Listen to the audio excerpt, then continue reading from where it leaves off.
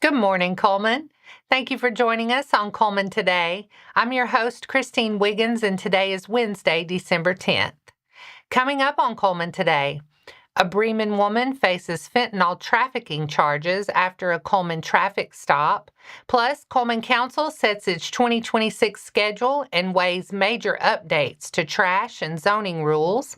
And Good Hope leaders keep Leonard Road closed to subdivision traffic as they gear up for a country Christmas in the park this weekend.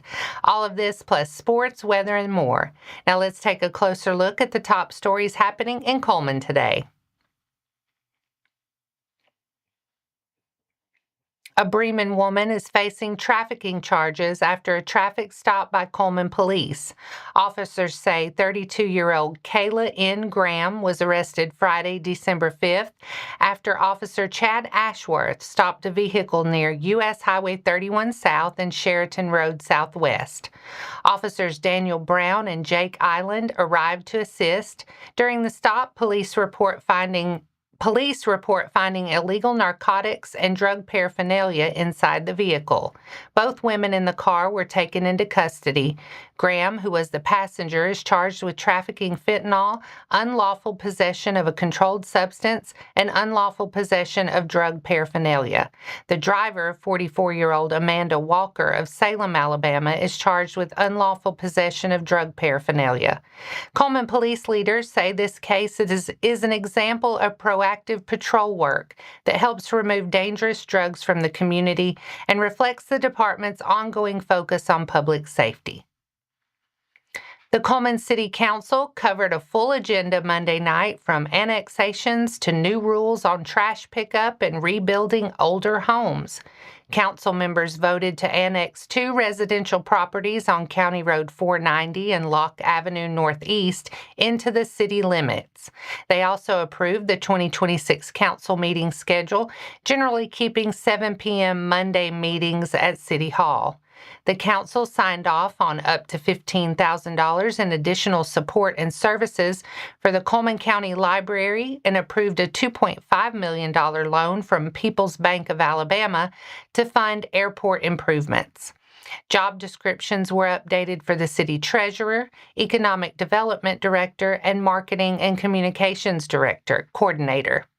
Leaders also backed a nearly $70,000 contract with Civic Plus for redesigned city website, mobile app, mass notifications, and online code hosting.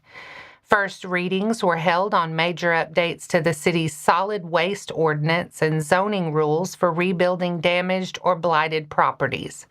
The council also heard citizen concerns about road construction impacts and neighborhood flooding, and they set its next meeting for Monday, December 15th at 7 p.m.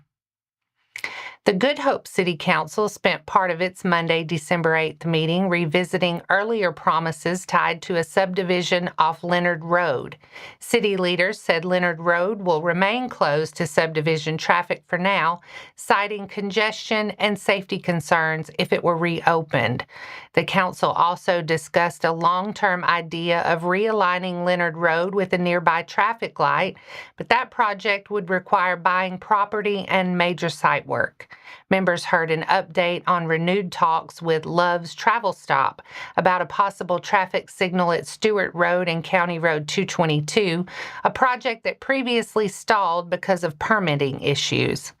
Other business included minor bridge repairs near Municipal Park and progress on Medical Drive upgrades funded by a Federal Economic Development Administration grant. Good Hope is also putting final touches on Christmas in the Park, coming up this Saturday, December 13th. The country Cowboy Christmas celebration starts with a 2 p.m. parade from the high school to Municipal Park with free food, crafts, wagon rides, a petting zoo, s'mores, and photos with Santa. And that's all for our top stories this morning. Coming up, the Cullman Bearcats bounce back in a big way, rolling past Thompson behind a dominant night in the paint. Sports is next.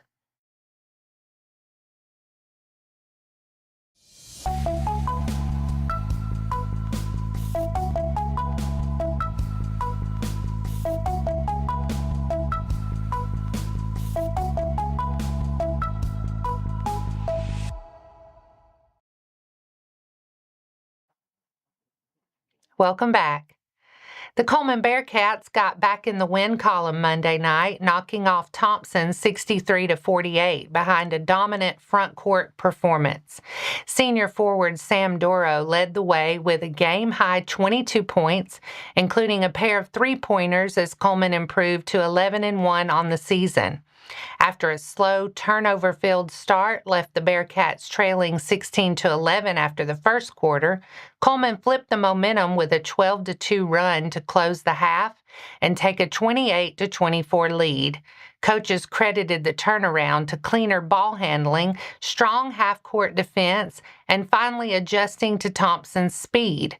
In the second half, 6'7" sophomore Brooks Lofton went to work, scoring 13 points in a physical battle with Thompson forward and Oregon football commit Cameron Pritchett. Guard Gray Hopper added 15 points, hitting 3 big threes after halftime to help Cullman pull away. Thompson still provided a highlight with a powerful one-hand dunk from forward Riley Bryant. And that wraps up sports for today. Coming up next, Wallace State is adding a new barbering program in Hanceville, and the Cullman Chamber hosts a State of the State luncheon as lawmakers preview the upcoming legislative session.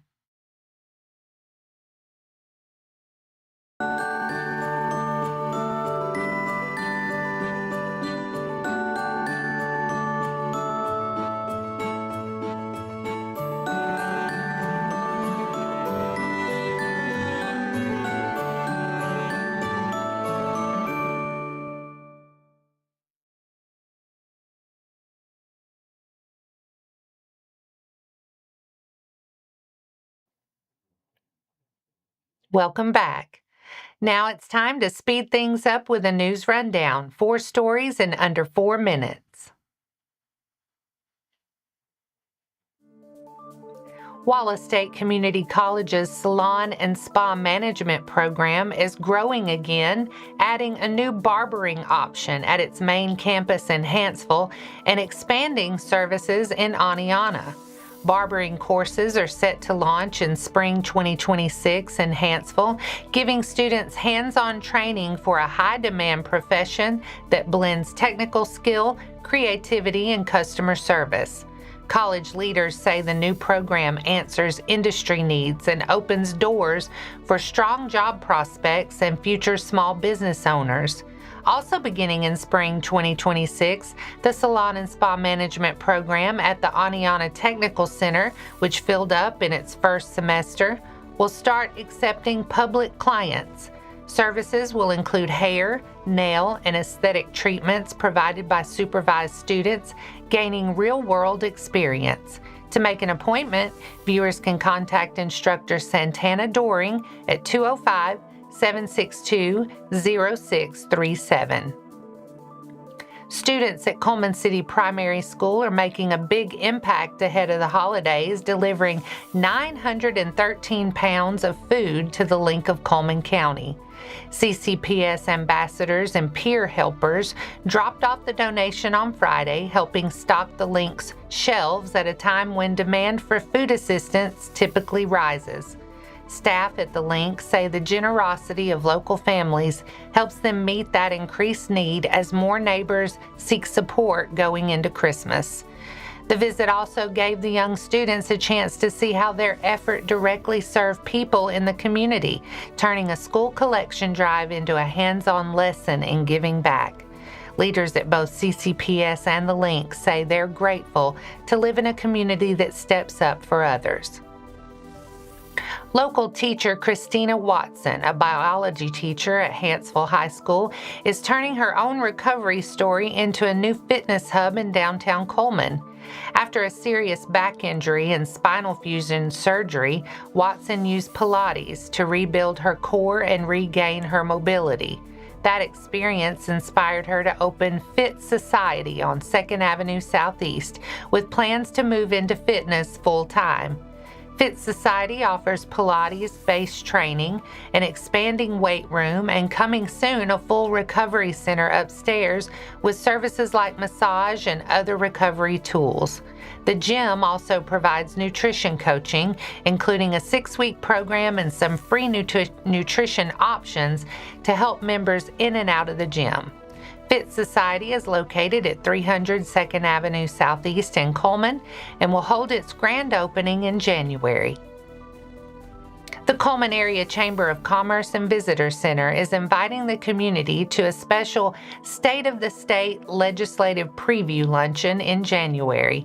The event is set for Friday, January 9th from 11:30 a.m. to 1 p.m. at Stonebridge Farms, The Lodge, with Alabama Technology Network as the presenting sponsor and Cullman Regional Medical Center as the registration sponsor. This annual luncheon gives local business leaders and residents a chance to hear directly from Cullman's state delegation about key issues in Montgomery and how new laws and policies would impact our area. Featured speakers include Senator Garland Gudger, Representative Cindy Myrex, Representative Tim Wadsworth, and Representative Heath Albright. Tickets are $21 for chamber members and $31 for non-members. Seating is limited, and the Chamber is encouraging early registration through its website and online events calendar. And that's your 4 stories in under 4 minutes. Now for a quick break before we look at the weather and pay our respects with obituaries. I'll be right back after this quick message.